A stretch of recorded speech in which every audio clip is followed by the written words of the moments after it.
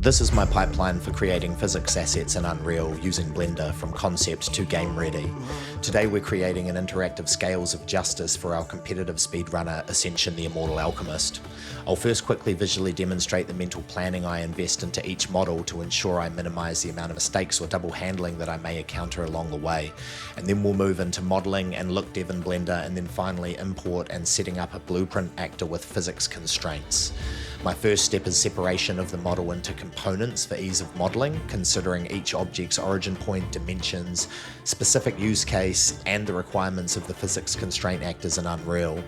We have a base, a spine, which is designed to be repeated vertically when necessary, with an arm attached, which we intend to use to raise the chain and bowl attached when the player or an object is dropped into it, and then a cap to seal off the top.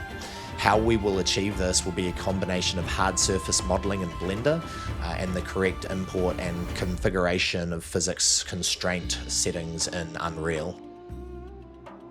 We're going to cover off on a couple of methods for simulating the chain physics, one performance and time effective method using the Unreal cable actors and mesh sockets, and a more costly method with a more aesthetic appeal and a boatload of physics constraints. For a complete pipeline breakdown, join me for a live digital studio session on the Violet Flame Studio Discord tonight at 7:30 NZDT, link in the description, or keep an eye on the Violet Flame Studio webpage for the full tutorial.